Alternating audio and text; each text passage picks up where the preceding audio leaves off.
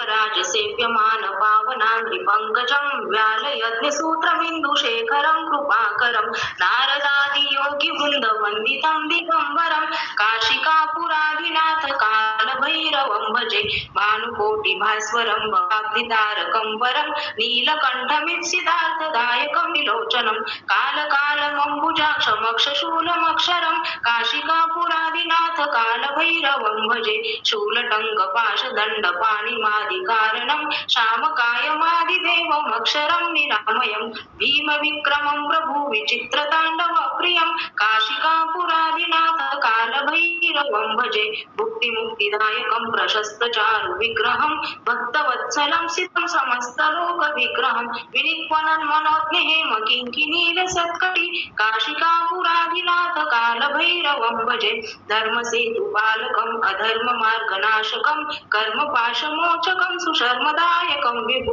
स्वर्णवर्णशेषपाशशोभिताङ्गमण्डलं काशिकापुराधिनाथ कालभैरवं भजे रत्नपादुका प्रभाभिरामपादयुग्मकं नित्यमद्वितीयमिष्टदैवतं निरञ्जनं मृत्युदर्पणाशनं करालदंष्ट्रमोक्षणं काशिकापुराधिनाथ कालभैरवं भजे अट्टहासभिन्नपद्मजाण्डकोशसन्तति दृष्टिपातनष्टपापजालमुग्नशासनम् अष्टसिद्धिदायकं कपालमालिकं धरं काशिकापुराधिनाथ कालभैरवं भजे भूतसङ्गनायकं विशालकीर्तिदायकं काशीवासलोकपुण्यपापशोधकं विभु नीतिमार्गकोविदं पुरातनं जगत्पतिं काशिकापुराधिनाथ कालभैरवं भजे। श्री स्वामी समर्थ।